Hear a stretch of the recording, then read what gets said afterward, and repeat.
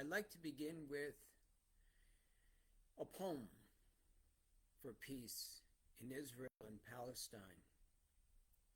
In this poem, very simply, that you can read at namayaproductions.com and download it, let there be 100 flowers of peace that bloom in the garden. Let there be 100 years of love, of peace, for every moment of war. Let there be 100 acts of kindness for each instance of hate. Let there be 100 years of love for every moment of violence. Let there be 100 flowers of peace that bloom in the garden. So today, with the conflict at pause in so many places around the world, I'd like to offer that for peace, Palestine, Ukraine, places of conflict, in whatever small way, supporting this process of peace. And we read and we take up from Jake and the Hobo, My Summer of Love. And in many ways, the book is also about the process of peace building, reconciliation. The main character, one of the main characters, Erasmus P. Hobbs, had been a veteran, gone through a process of reconciliation, of anger, of frustration. And you see in this journey where he's learned to master his anger, he begins and tries and endeavors, as we see, to make friends with people as best as he can. In this process of peace building and forgiveness, it is done by their acts of kindness and of charity and their work together. Both Erasmus P. Hobbs, as a 70-some-odd-year-old veteran, and Jake Meadows, the 16-year-old girl who has suffered so much from an impoverished family. And this begins their journey of peace together, of finding a path forward. So today we take it from leaving Dignity Village on the way to New Orleans. So we pick up today on page 75. Chapter 4. Jake says, exhausted, happy, gone to another planet. I wrote in my diary.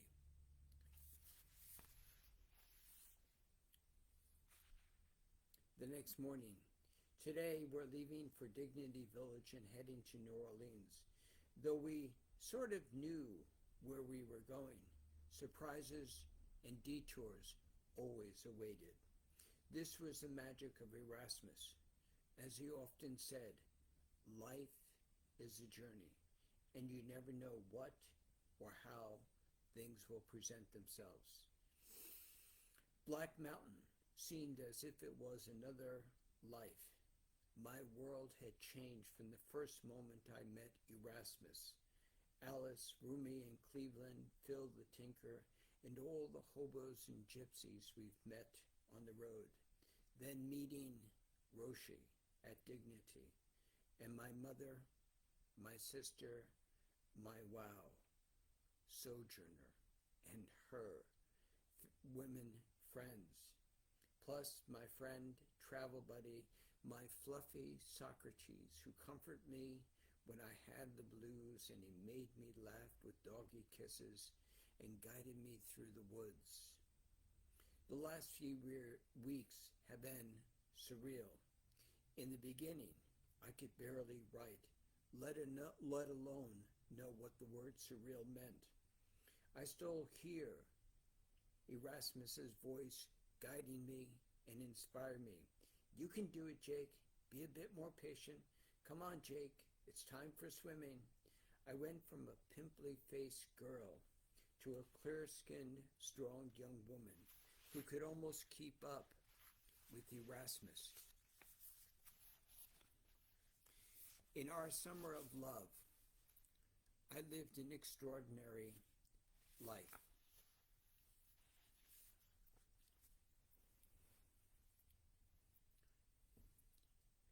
And though we only had a few months together, was I bitter or angry because We didn't have more time. Hell no.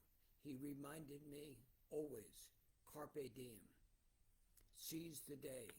Live each day as if it were your last. Dignity was a place I could have stayed at for a very long time. But we had a plan and we were heading to New Orleans. Mist arose from around the Great Smoky Mountains, and cardinals, blue jays, and woodpeckers were in a glorious chorus. Roshi said, "You know, I never say goodbye.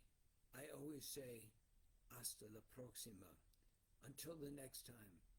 Man, Erasmus, I love you," he said in his gravelly voice. As always, it was a cosmic blessing and a joy to see you and your awesome apprentice Hobo. Jim leaned over and kissed him on both cheeks, enveloping him in his strong arms. Roshi bent down and gave me the gentlest of hugs. "Thank you, dear Jake. Welcome to the noble order of hobos and saints. Here's a small gift to remind you of us."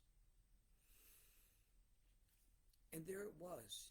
It was a small, greenish bronze bell with strange writing on the side. I asked, "Roshi, what does the writing mean?" He squatted down and looked at me directly. "This is Sanskrit and the heart of Buddha's teaching. Behold the jewel in the lotus. Without getting fancy on you, it means always stay awake to your true nature and the possibility of what you can become." He placed the bell around my neck, right next to the amethyst from Alice. The bell always reminds us to be awake and present in the moment, though it may be a wee hard to hear and ring it when you need help. Then he kissed me on my forehead. It was gentle, but I felt a zing that went right to my toes. Tears of gratitude rolled down my cheeks. "I love you, Roshi," I said. Then Lewis walked over. "I'm sorry I lost it last week and haven't been well, but I wanted to say goodbye." Erasmus reached over and hugged him. "Nothing to apologize for, Lewis. All of us have a bad day. You are my dear soul." Lewis said, "Thank you, Erasmus Jake. I want to give you something I made." He took out the black cloth sack and the dream catcher so exquisite it looked like it could actually catch a rainbow.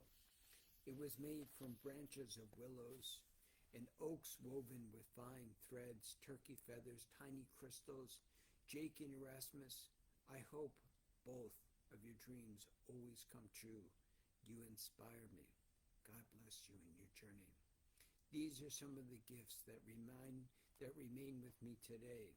These gifts, and the most important gift of all, the time with Erasmus, have endured for more than 20 years since I last saw him. In these weeks I've been with Erasmus, I found people who wanted me to be part of their family.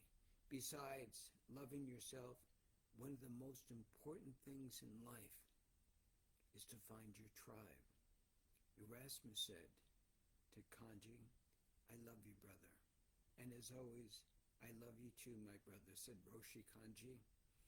I said, "Knock it off, guys. I'm going through too many damn tissues watching everybody say goodbye. It's making me feel like warm oatmeal." Erasmus laughed. "Did you hear what Captain Jake just said? Warm oatmeal. This has to be the funniest thing I heard in a long time." As we stepped into Emma Goldman, Socrates leaped into the front seat with me. "Goodbye, everyone. I know we'll see each other soon. I love you all." These words, "I love you," now seemed to easily roll off my tongue. I heard a voice singing in the distance. Sojourner stood on the rocky outcropping above Dignity, her arms stretched out towards the morning sky, and her voice soared through the valley. It was a song without words, a chant filled with love and healing. Her blessing touched my soul. I didn't have to say goodbye or "I love you" to Sojourner. She knew. Sojourner always knew. We were riding down the steep road on Silo Valley. I had been writing notes furiously, afraid to lose these insights. I look back on the time in the memory.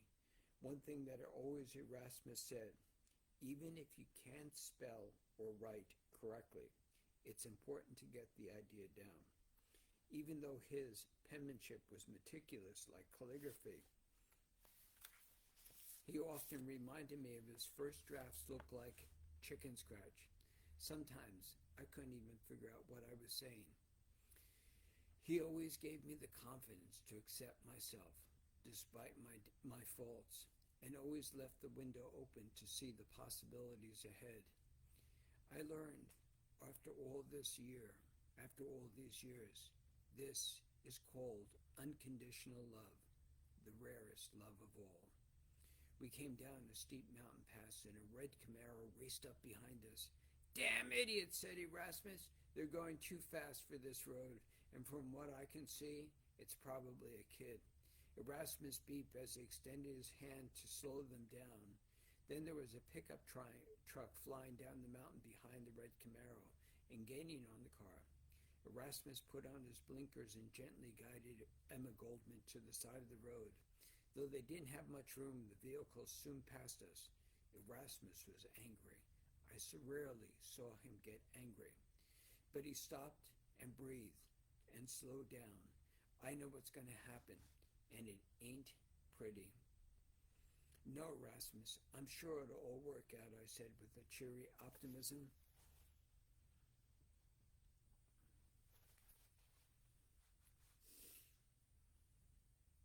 But I had no idea what I was talking about. I just didn't want to see him upset. The rain started to pour down in sheets, and we parked by the side of the road and chatted about our time with Broshi and Sojourner until the rain lessened. I know this sounds strange, but I don't have much to say about Sojourner in the Circle of Women. How do you say that? I'm still processing. Was there anything wrong? I thought it was a great experience. It was incredible. Besides meeting you, it was the most important meeting in my life. But I need time to let it percolate in my bones. Yeah, is that how you say it? Time to percolate it in my soul. As the rain let up, the evening sun appeared. He said, if we go on about another 15 miles, there's a nice camping spot down by the river on the other side of Silo Valley. Let's aim for tonight. Then we'll start making the long haul to New Orleans. I hope we can be there in a week or so. Erasmus was driving slowly down the mountains, and the Smoky Mountain sunset had dark thunderclouds on the horizon. We saw that the guardrail had been ripped out at the last hairpin turn. Damn, I was afraid of this. They must have spun out of control. Jake, let's go to work. We pulled the car over to the nearest flat section of the road. Jake, put the blocks under the tires and get out the emergency medical kit and the flashers. Also, I'll need some of the mountain rescue pack, the ones with the big rescue ropes and harness. You do that, and I'll see what's going on below. Put some of the flares out by about 50 feet up from where we are and light the fuses in the road.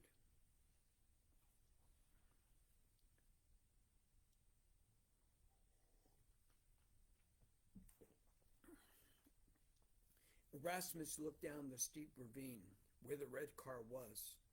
The silver truck was implanted in a boulder further down the embankment. I was scared. He anchored the ropes to the guardrail, slipped the other end to his harness around his waist, and grabbed the backpack with medical supplies. Jake, I'll be okay. Stay with Emma and Socrates. If a car comes by, flag them down and tell them to get a rescue truck and an ambulance here as fast as possible. I can't use my cell phone. Don't be afraid. He slowly let out the rope slide through a metal rescue aid as he descended down the ravine. I heard people crying in the red car, which was scrunched up like a paper ball. A girl was crying out, "Help! Help! Hold on, I'm coming!" Erasmus quickly got to the side of the car. There were two girls inside. He called out to the girls in the car, "My name is Erasmus, and I'm here to help you. I'm going to break the back window to get you out.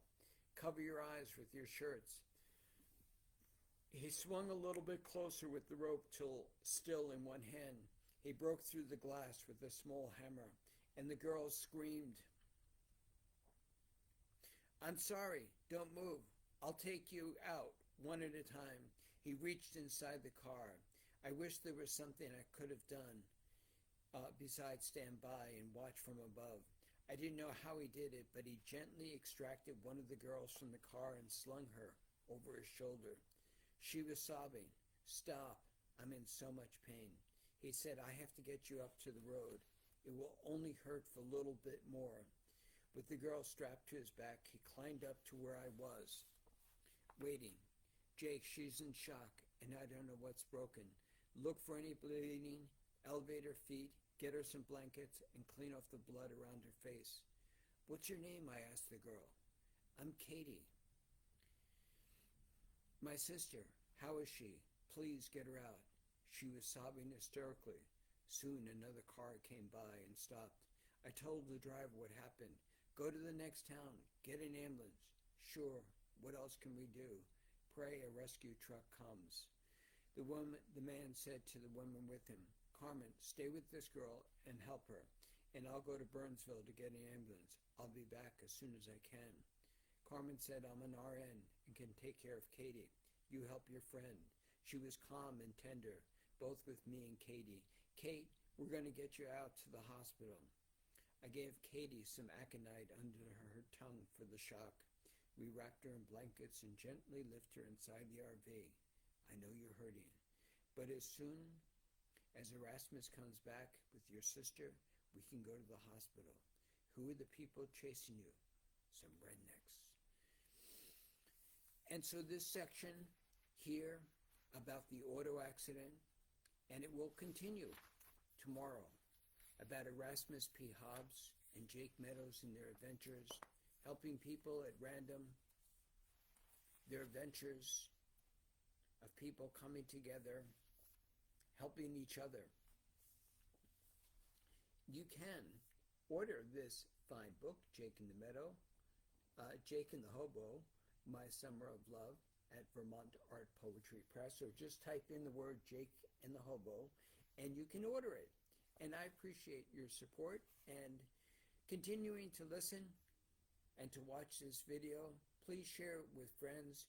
This is the way that the message gets out. I think it's a good message. Kindness, charity, love, living life with intention. And so we celebrate the journey of peace, the journey of forgiveness.